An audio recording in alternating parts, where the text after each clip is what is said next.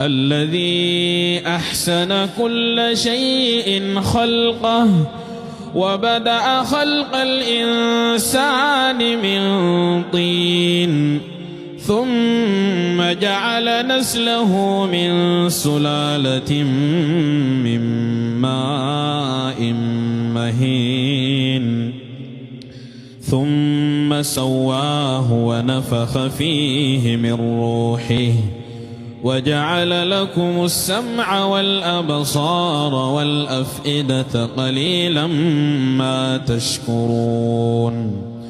وقالوا أإذا ضللنا في الأرض أإنا لفي خلق جديد بل هم بلقاء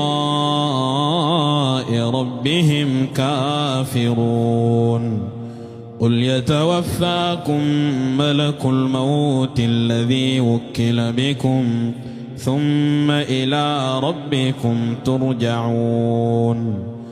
ولو ترى إذ المجرمون ناكسوا رؤوسهم عند ربهم ربنا أبصرنا وسمعنا فارجعنا نعمل صالحا إنا موقنون.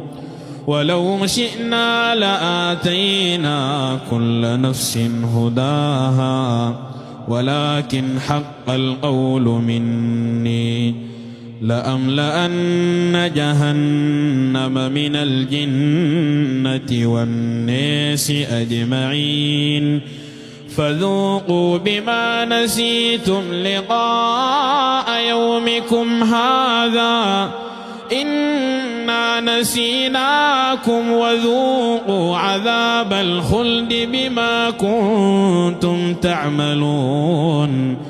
إنما يؤمن بآياتنا الذين إذا ذكروا بها خروا سجدا وسبحوا بحمد ربهم وهم لا يستكبرون.